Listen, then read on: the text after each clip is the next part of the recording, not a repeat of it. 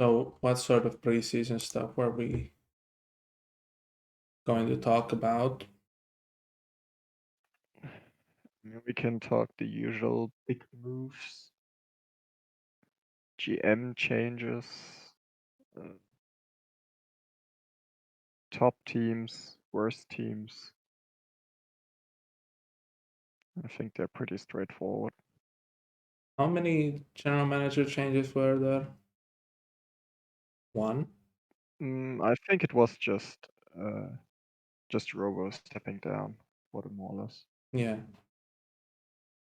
Let's see. Hello and welcome everyone to 5 of the week, where we do 5, sometimes more, sometimes less, every week, Sometimes sometimes something in not. between. Yeah, sometimes not in a week, sometimes we have 2 weeks off or 4 weeks off. But generally, when the episode drops, it's still called 5 of the week. So it says here it's Mo, Baden, Cassie,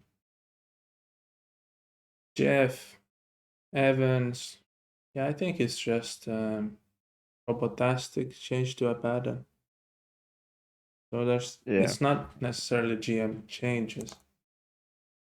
On the SPDL level, I think there was no changes, or We had one change in the Barons going from underclass to Karst. oh yeah, yeah. I I was think just the rest thinking I stayed the same. seem to already quite strongly like hmm, yeah, yeah. Every one of the other coaches seems like they really fit the team name they're listed with. So yeah, fair enough. Did Dennis win another Coach of the Year award? Do you I don't remember? know how many does he have at this point? 2? I don't know, but that's no, that's 3 in a row. No? No, he didn't win last season. Last season's went to you. No. Why would last season would have gone to me? Oh well, maybe. I thought Head I coach of won the one, and year. then it was Dennis 3 times in a row. I think it was you last season winning head coach of the year with like the 58 win team or whatever you guys had. But yeah, Possibly. Let's see. not like the SBDL network is this crowded. Season 59 SPDL awards announced.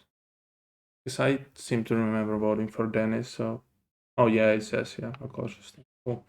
Aha. Well, for our 5 of the week, we're gonna, like Nepto said, we're gonna look at some uh, uh, upcoming season stuff. So, not a complete season preview because that would take quite long, and we always go very long, anyways. But there's some things to discuss, really. The new nugget that I found was that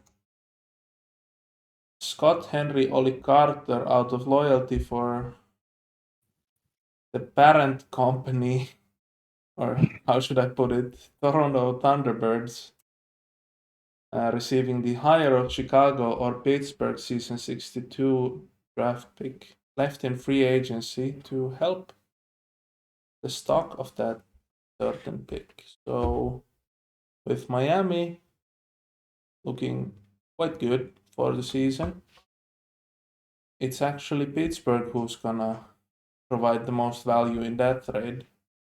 Yeah, if you have not been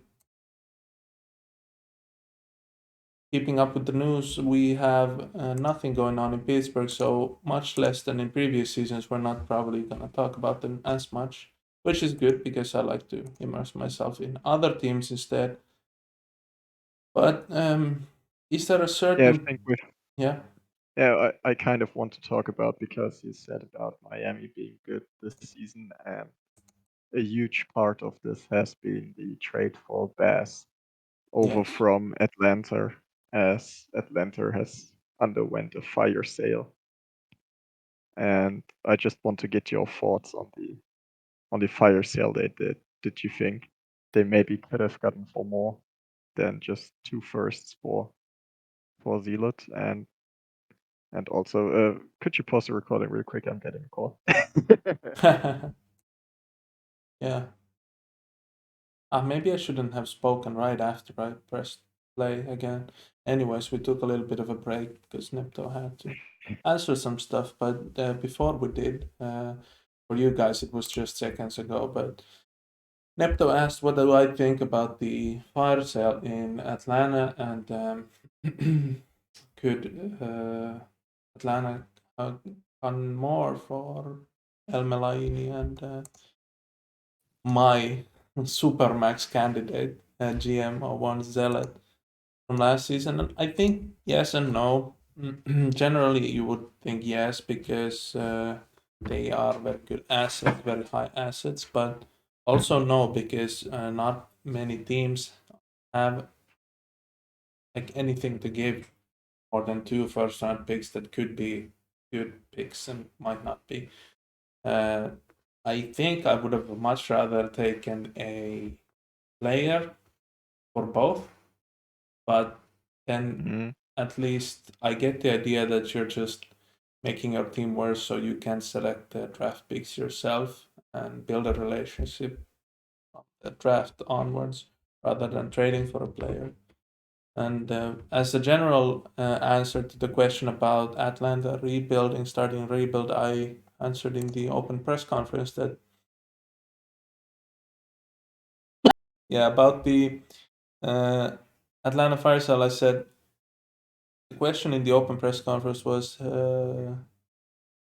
what are your thoughts on this following thing about Atlanta? And I said, yeah, if we went this far now, I would have tried to go for it until El Meliani and Zealot are no longer any good, rather than just cut your losses this early. Because with Bean's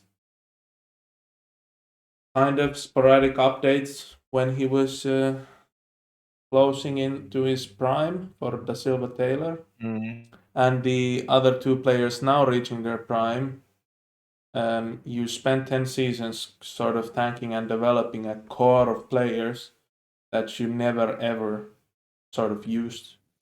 Like, obviously, you used them for many seasons, but like the prime of their careers is now on Miami, and is it on Boston? Like, that would be very disappointing for me from a process standpoint. But then again, if you think about the more long term view, if you're gonna cut bait, what better time to cut bait than now to start the next long term idea? So I understand it, but I just wouldn't have done it because I feel like there's an opportunity lost. Definitely with two players very high in the TP charts, but it is what it is. What do you think about the? Do you think there was any obvious trades that they could have gone for instead, or was the draft picks just the best you could get generally? I mean, getting a draft pick is all good.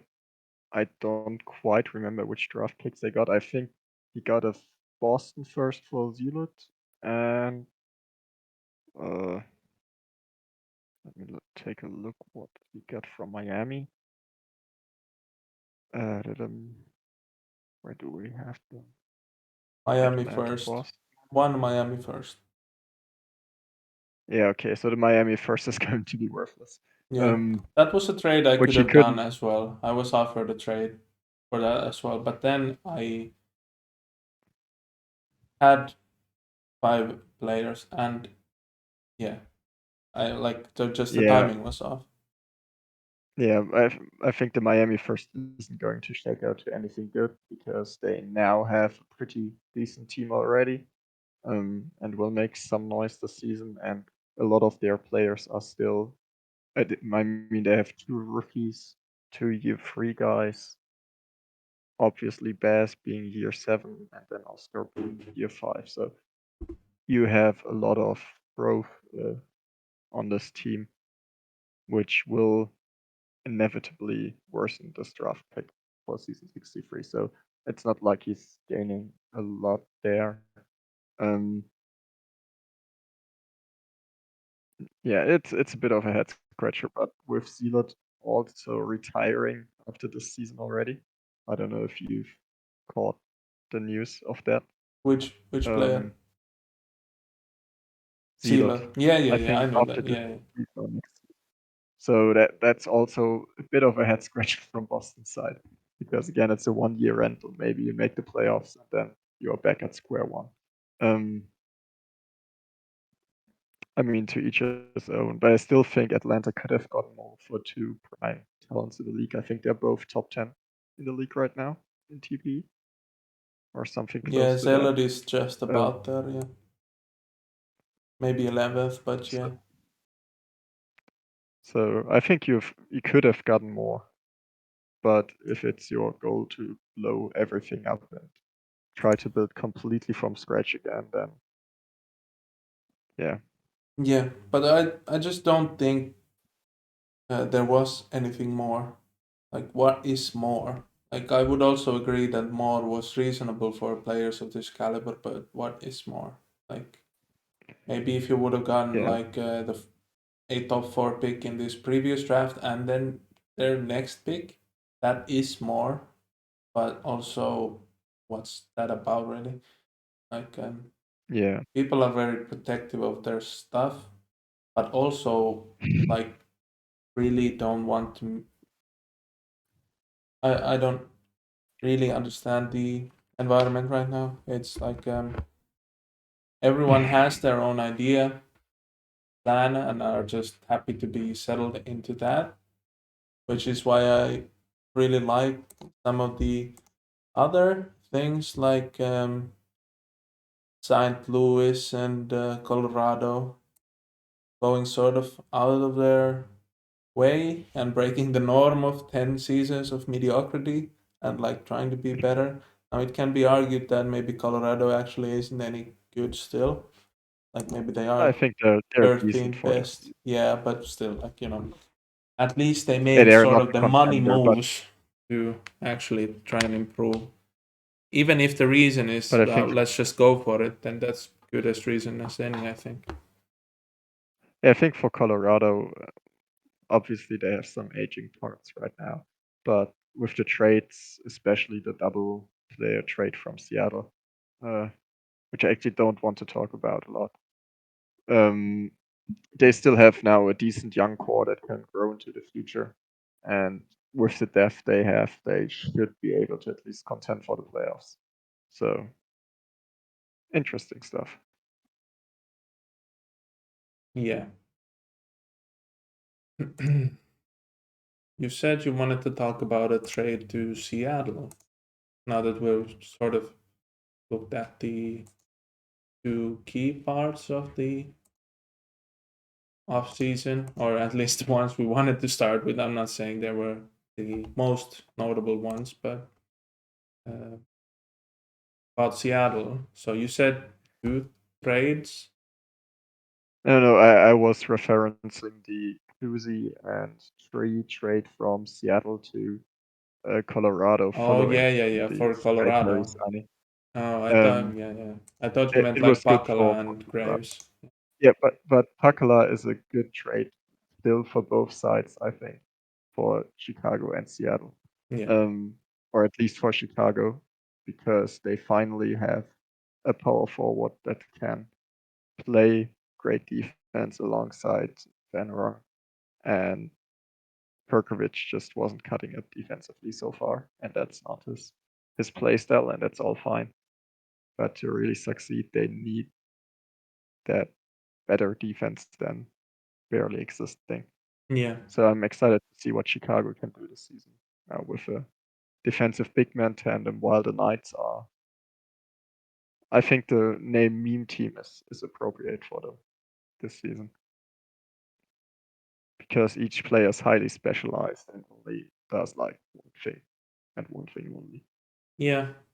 I think they have a very good chance to have like a good for Seattle. This is to have a very good like regular season showing, but that's like very common among some of the teams that like we'll talk about them in the past a lot. Like you can really hone together a like a top 3 regular season, but then you may be the worst team in your round of playoffs. Like you have a bye in the first round, and then in the second round you play against a 8th seed, but you're still worse than them because maybe they didn't test, or maybe their players were still improving all throughout the season, or maybe their cohesion was, or stuff like that. Any of that, like Yeah, but do you really think Seattle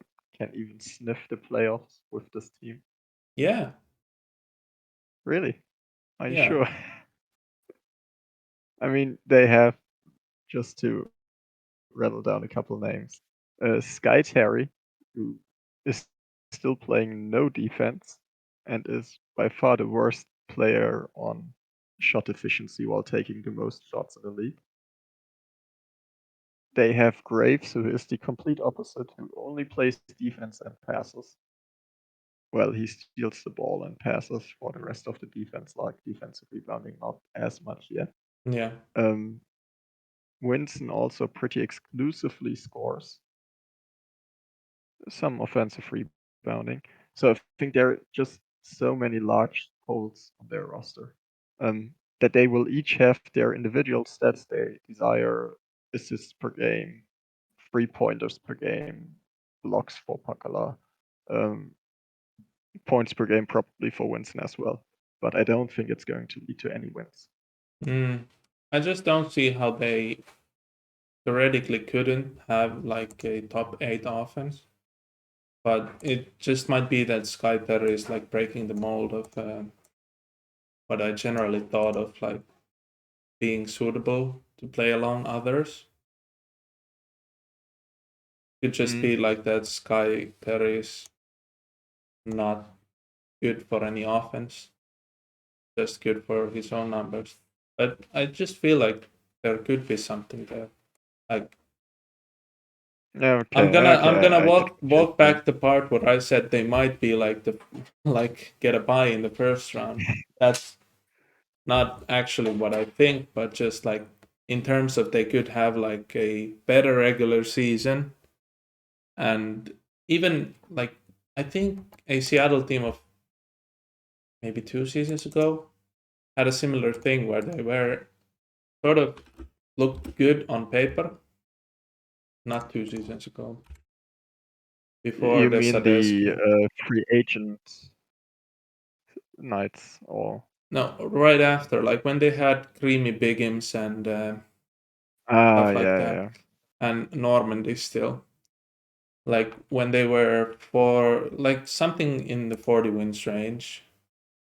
Don't know if they made the playoffs or not, but they just against any good teams ever, they just lost each time. But then against teams that are sort of similar to them and worse in the TP charts, maybe they could like just put up 150 points each game. But also, like it just could be that Sky Terry completely breaks the excuse me, Yeah, I think breaks the idea. Sky Terry is just such a black hole on both sides. On top of the rest of them being flawed on one side of the ball as well. Yeah, Um, like extremely flawed. Not they don't have 70, 80 post and perimeter defense and just a couple of stacks.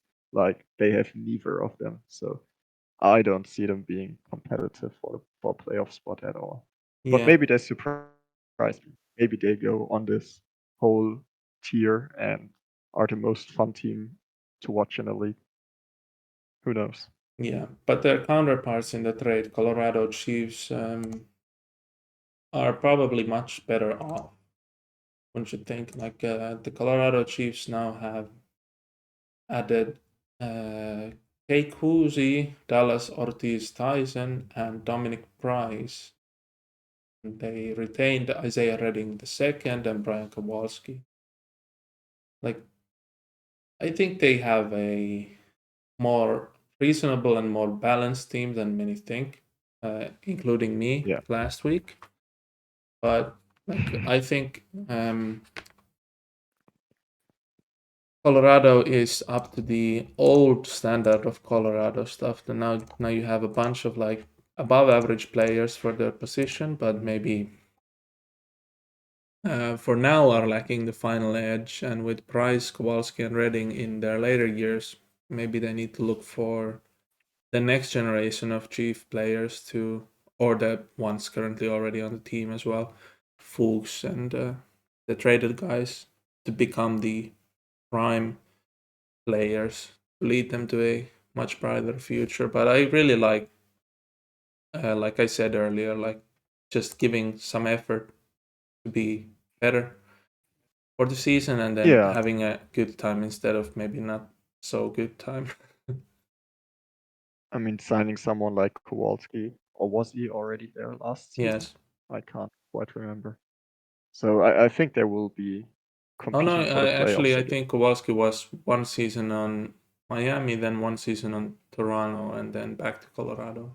But still, Yeah, could be. So whatever, Kowalski being added in free agency one way or the other, um, is a very good asset for them, and it helps them push towards a bit of a win now, get some success back into the town, because they've been out of the playoffs for 10 seasons now, 11. yeah, Season 50 was the last time they I made think it. 10. Yeah, yeah. So this would be 11th if they didn't make it, or 12th. Oh yeah, 11th because they made it in 50. So yeah. Yeah. Apologies also if Wheaties you are somehow listening to this because I've been asking you about joining each off season, and I just didn't even know where you played all your career. I just thought Kowalski was on Colorado since he was drafted.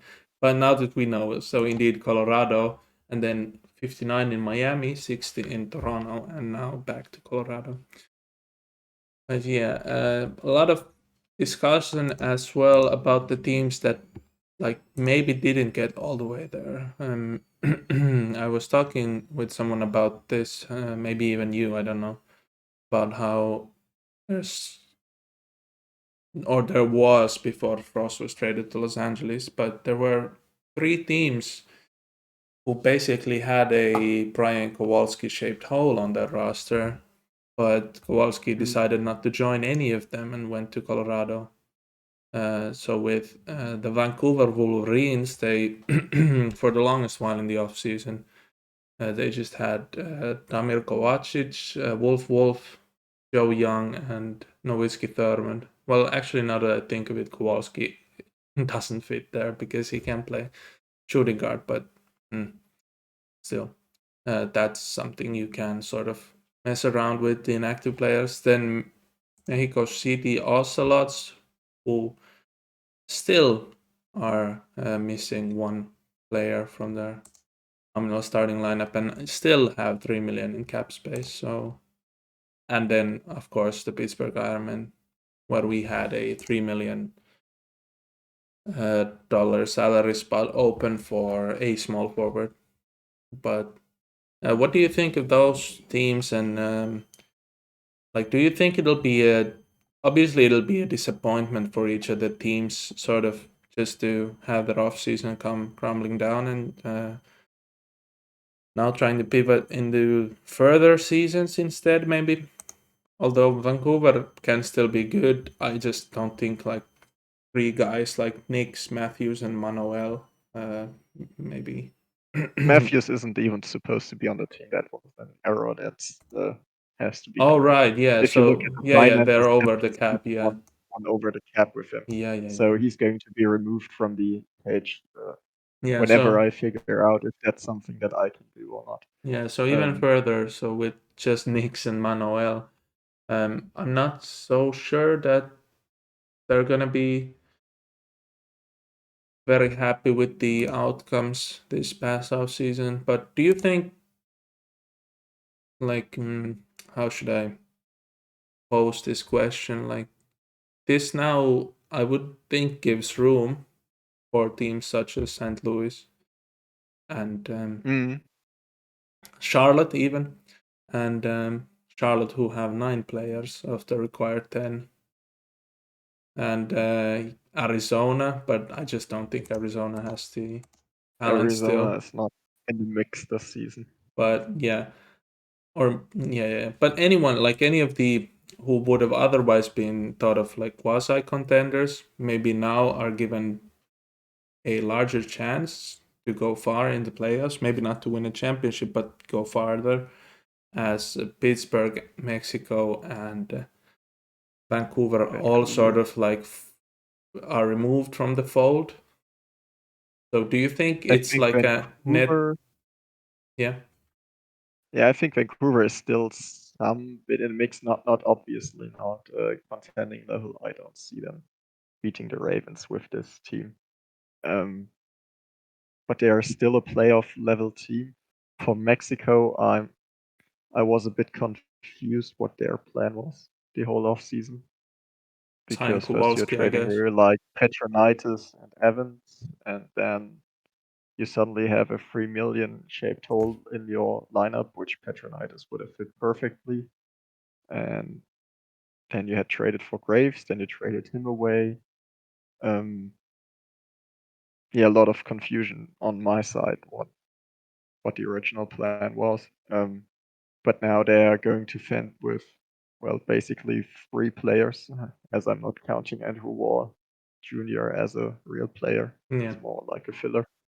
Um, and one of those 3 guys is just at 650 TP, which isn't really a lot in the grand scheme of things. So I think they're going to fall out of the playoffs probably this season, and freeing up a spot for, I don't know, who missed out last season. St. Louis looks Boston. poised, as you mentioned, to get back in. Yeah, Boston could finally make a playoff Yeah, spot. because there's now maybe Um, 3 free spots open. If yeah. there was a Um, season to miss it for the memes, then this would definitely be. if Boston misses the playoffs this season, I swear to God, I want to I'm see gonna try and Andres get the. resignation Yeah, on the table yeah. I'm gonna right get right Andres after the fired. last regular season game. I want to see his resignation straight away. But I don't think he messes up. I don't know what's up with the Corsairs. Maybe they can even get back into this playoff race. They have added Marshall from the Maulers. Like, it's a very old team. 2 year 8 players, year 10, year 7, 1 year 5 guy. Um, so a complete rebuild is probably in order after the season, but I think they could break into the playoffs one more time. Yeah, Yeah, otherwise, I don't know what the deal or what to expect of the Rush this season. I mean, Frost is obviously the highest TP player in the league, but there's only so much carrying one player can do. And yeah, I yeah, don't but know.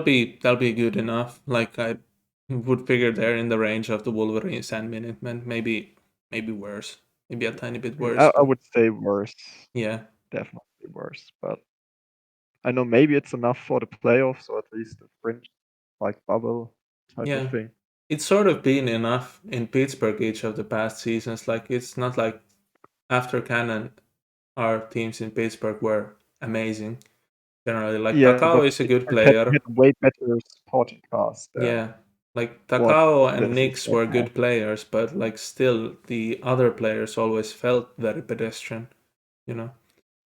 But Yeah, yeah, oh, I get you. But looking at this, I mean, the second highest player has not even 700 TPE as a year 2 player. Um, it's a steep drop off from Pittsburgh. yeah, So, yeah. So but generally, the yeah, do you expect the Rush Frost obviously will put up huge numbers for them, or will have to? Do you expect Frost to get MVP consideration if yeah. they finish outside of the playoffs with absurdly high usage and the associated turnovers and whatever, um, but huge volume numbers still? Do you Well, expect that to become an MVP narrative? Or if they're clearly outside the playoffs, I just think no one will care to vote for Frost, even if all the advanced statistics would come out saying Frost is like by 5% the best or most impactful player in the league. I just don't think people are gonna hold on to that narrative of it's such a failure of a season on a team level that it's just not enough. But like I think with the discrepancy in TPE between the number one and number two player, which right now stands at just about 200 between Hollywood and Frost, it's difficult to think of ways where Frost is not the best player in the league, but best maybe doesn't equal to MVP award voting still. Otherwise, maybe Grant Thompson wouldn't be winning them. I don't know. But yeah, otherwise, if they are in the playoffs firmly and you have the diversity of the point guard position added with the super high usage, and if like the efficiency numbers for Frost finally tick over to above 650 true shooting, then I don't see what the argument against the season as a whole is really, because it's just doing everything very well. That's the best player in the league. Just then you need to argue the semantics about what is most valuable and what is not. Mm-hmm. And what's a product of just historic usage or whatever. I don't think the Because usage will be I historic oftentimes though. I was just assuming of the level of the teammates around her. Yeah, but Maximov is a scorer and Montgomery has had a 20 usage all his career still. So it's like, even though he shouldn't have. well, maybe. If 20 usage means it's equally 1/5 of the team's usage. So Yeah, it's but just ideological question, really. Maybe some people argue you should have exactly 20 usage. So yeah, for the preseason so far, Frost's usage percentage is at 36, whereas last two seasons in Pittsburgh it was yeah, okay. 33 and then 31. So it's not like otherworldly. But then if over the season the strategy changes or the players around change, or and the usage is suddenly like 39 or even 40s, then maybe. But then yeah, it's difficult to say. Yeah, I think Thompson had 40 last season, Yeah, and that was. But Thompson also, which kind of comes with the territory of Thompson being only a had 38.7 last season. really, I could have sworn he got 40. Um, Did Thompson yeah, but actually why win MVP? No, it was Shadow Shield. Yes. did Shadow Shield win the MVP? I didn't follow the vote to the end. But the thing with Yeah, Thompson it was. is, even though he had extremely high usage, he had again comes with big man and guard differences. A relatively low turnover percentage, which is extremely hard to do as a guard to get your turnover percentage below 10. Yeah. But still, it's tough to vote for someone as the best player when you're, or as the MVP when they finish outside of the playoffs, and you obviously have that high turnover numbers alongside your production. Yeah. Yeah, just so. Yeah. About Frost, yeah, I think for the uh, semantics or whatever you'd call them, I think it just depends on the win number for the season. But going back to the question about like Ocelots, Ironmen, and Wolverines maybe dropping out of the race, there's like, in addition to St. Louis and Rampage, I guess, were new contenders from last season. But yeah, the Prowlers are supposedly going to be high up on the ladder again, and the Aviators, like I mentioned. Then the Rail also have a reasonable chance to get better. Not very good, I don't think, yet, but Yeah. better. So, do you just think it's a uh, like more of a positive for the league that there's gonna be different looks after a long time, or do you think it's just whatever teams are gonna be teams, whoever wins are gonna be winners like usual?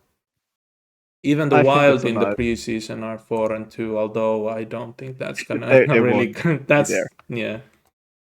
They won't be there. That won't be holding up. No, I think it's good for the league to have some turnover and not like these strata where you have those that are contenders every year in year out. I mean, someone mentioned when the semifinals came around that at this point they would be expecting the Ravens, the Wolverines, and I don't know who else Aviators. it was, and the Aviators to be in the mix. So I think it's good if those strata get broken up a little bit, um, especially if you're like, from a user perspective, you've been on your team for your whole career and finally get to make the playoffs. I'm speaking out of experience here. Um, I think it's very good for the league. And Yeah. even though the Ravens are still there to loom over us all, maybe one of those new teams will be the ones to finally take them down. Yeah. And also, like, if we had like let's see here. If the Vice and the Ravens swapped places with the whatever the Jokers and Nightmare, it's maybe too early still to say Nightmare, but then the top teams in the league would be like the top half of the standings would read Rampage, Corsairs, Monarchs, Chiefs, Rush, uh, Jokers, Aviators, Wild, Wolverines, Rail, Prowlers, Maulers, Minutemen, Battalion, and being in the SBA for 25 seasons. Now, none of them ever have screamed contender in my time in the SBA. So like that's 15 teams that have never Wait, the been like. Aviators didn't scream contender to you? Oh yeah, yeah, yeah. That's what I meant to say. That like yeah, they're the only wild card in there. Like also Rail sort of, but Yeah, but because like of their championships more came out. yeah, there was just one offs and We are then try contenders this again. season Yeah, and yeah, you yeah. need to be. So it's like with the Bullets and the Thunderbirds and Vipers and Inferno in the bin or the toilet, whatever you'd like to call it. It's like it's sort of refreshing, although it remains to be seen for how long this stands like it is. for for how long and for how much it matters when Yeah, it for comes what to the purpose? playoffs. If it's still Vice and the Ravens in the finals, it's like we never left. Like, or if Yeah, it's or the Ravens Rampage, just yeah, dominating in 5 games. yeah, or the Aviators in the Ravens in the finals and Ravens winning four. Like it's like we never left. Like everyone else gets shuffled around, but then the two dicks and the one major purple flying dicks are just gonna take it all away once again. So it'll be interesting, but to what extent, I'm not ready to call it like a special period or a new era in the SPA as of yet, No, because things do we change like quite a bit in the middle of the pack around up and down. though I Um, think you can call it a little bit of an era change with the last few seasons going down in cap, and we see teams adjusting to the change, which is what I also wanted to talk about today. uh-huh. Um, I have three top teams on my mind for this season, and those three teams all have differently constructed teams. So for once, obviously Ravens, um, 5-man squad with passing guards, passing and defending guards. They barely take any shots. Just giving the ball to their big men, especially now that Thompson is twice regressed. Brooklyn Muad'Dib and Levante King to lead them with elite efficiency in scoring. Then, secondly, I have the Miami Vice because they are 7 players deep, I think. A lot of versatility, a lot of different scorers on the team, but at the same time, high efficient scorers who are also playmakers in most cases, like Bass, Oscar Jr. Yeah, those are the major playmakers I can Are we think of talking on about the the team. same team? Like Miami Yes, Vice? I think the High Vice are efficiency going to playmaker. be Oh yeah, for this season, but high efficiency for this season, not playmakers. for last season. Not for last season. Last season's Vice were No. But I just just think basically. like none of the players except El Malaini are any proven. Or Vakarian is very proven, but Vakarian is in year 10 now, and like I just don't quite see it because Blade Thorn is like career true shooting of 590, Jebe Sealand 592, John Hill Yeah, but 0, I think Houston it's a Frighten. combination of the team that's constructed now with Bass coming in, with Kunda, Kakarian, and Wright coming in.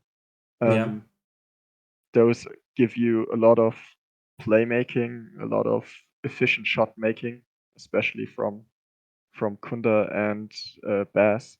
yeah. So I think they're going to be a top team, one of the contenders. Yeah, I think I could see it like I I just don't feel like it's as diverse as you made it out to be, but like I get the idea behind it. A lot of it rests on King Kunta to be like amazing from the ground up, which could happen, but just it's not something I'm gonna count on. Like with no passing, no rebounding, no defense, almost whatsoever to Yeah, I count get on. what you're saying, but It's just gonna be very difficult and a very like uphill road for him to travel in the first 2 seasons if he wants to like get on track with El Meliani still.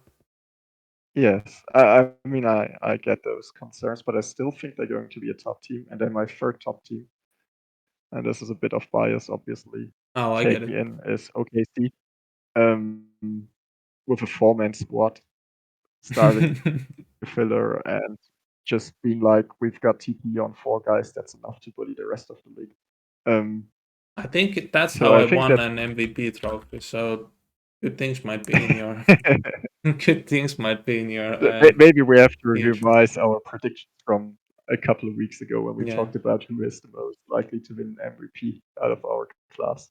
yeah, Um, yeah, so I think those 3 teams all have a decent shot at the title, with the Ravens obviously still being the favorites. Um, and all 3 have different team philosophies or team constructions um, around them, and I think that's quite interesting to see. And I like to see it. It's not like Team Blueprint 1A playing against Team Blueprint 1B. So we have some character in there. yeah.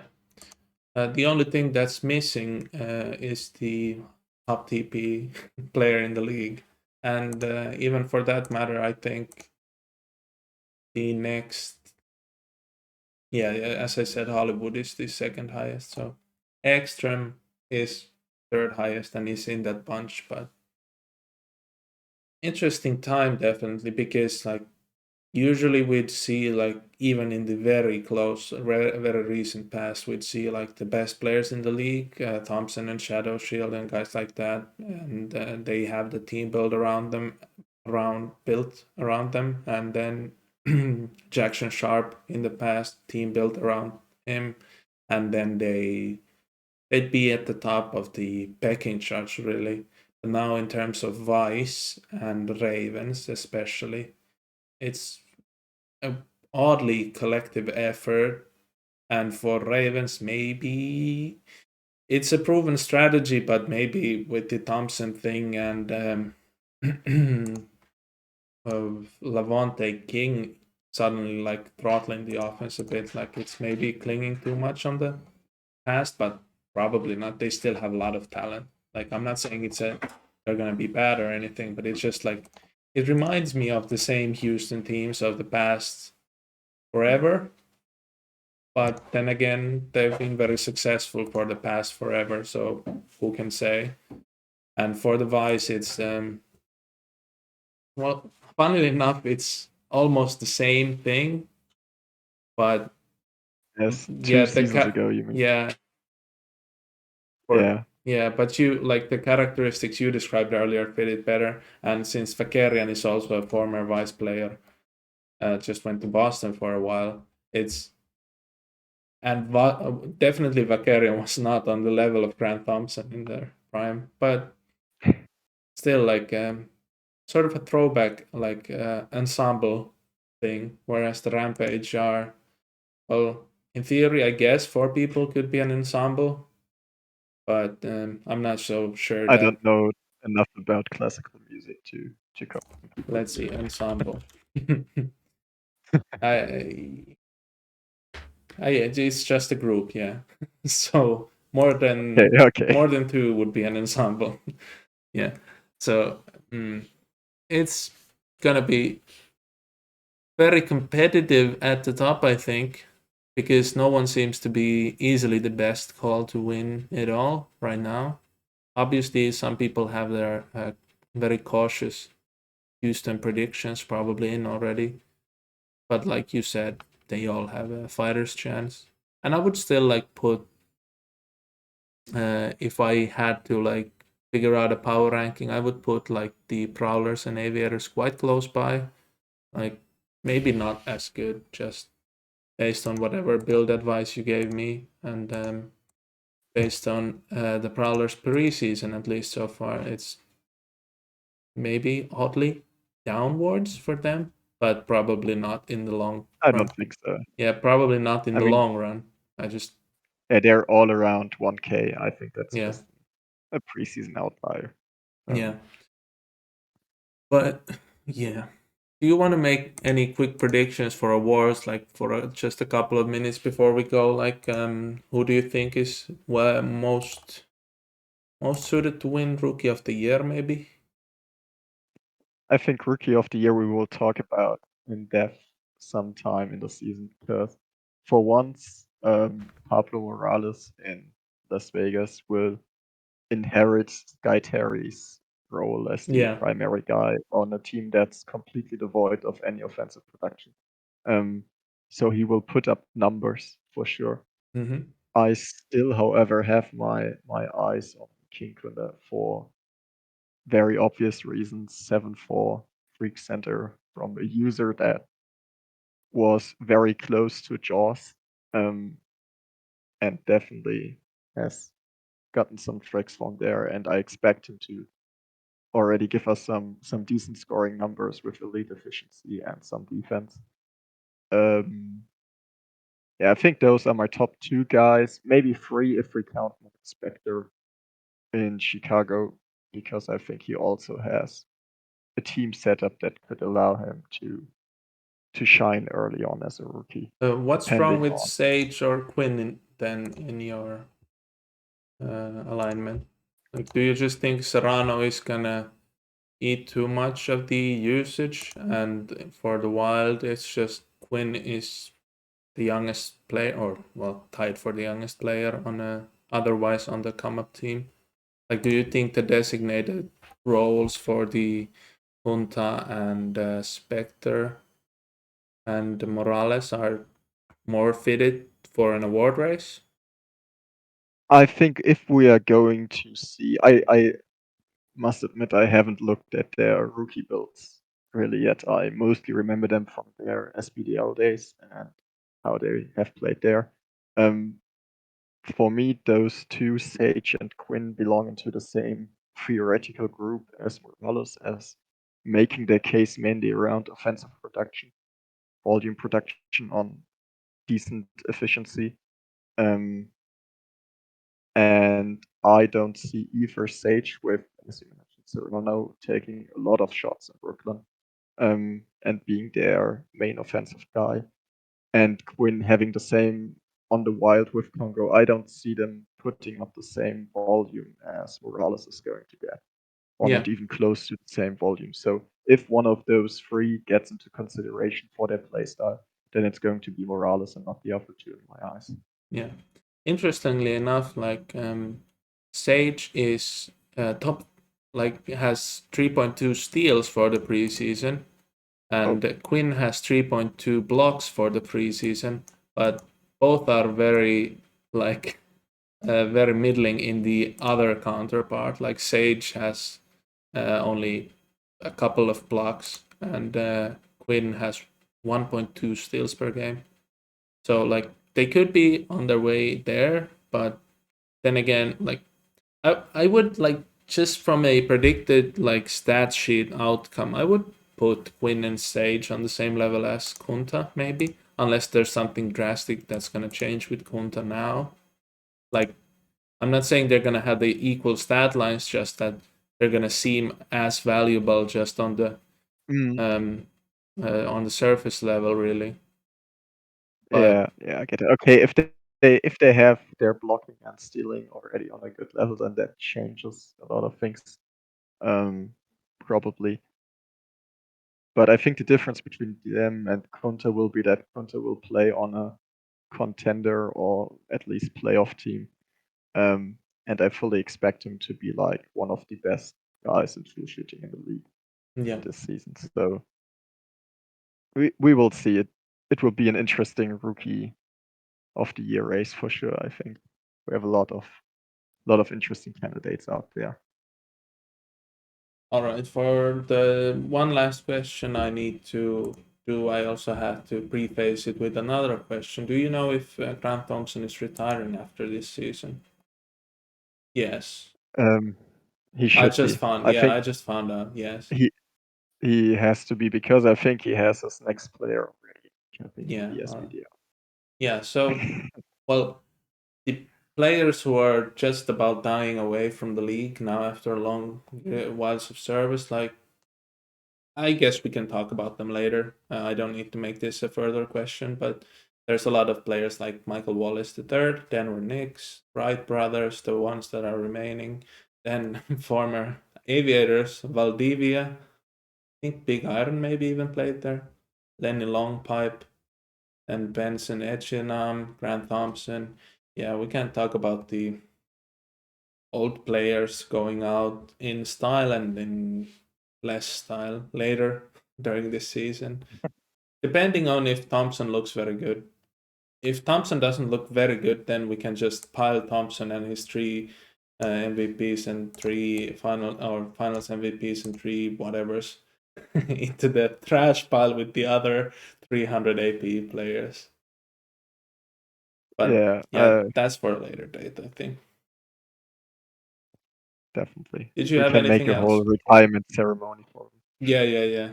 We're gonna play the not wedding music, but what's it called? Like the march. Yeah. Yeah. I know what you mean. I think it's for graduation ceremonies and stuff. Anyways, hope you had the time of your life. I think I heard. Yeah. Well, before I go on that note, thanks once again for listening, and yeah, it's a goodbye from me and from Nepto. Goodbye, everyone. I wasn't sure if that was my cue to jump in. Yeah. See ya. Yeah, I'm gonna leave it always very awkwardly hanging until at some point you just don't pay attention and forgot to say anything, and then we can have like a 10-minute outro where both of us are muted here, and then it's just like the listener is gonna wait for the entire 10 minutes and found out if Nepto said, yeah, goodbye, thanks for listening. But anyway, thanks for I hope listening this time.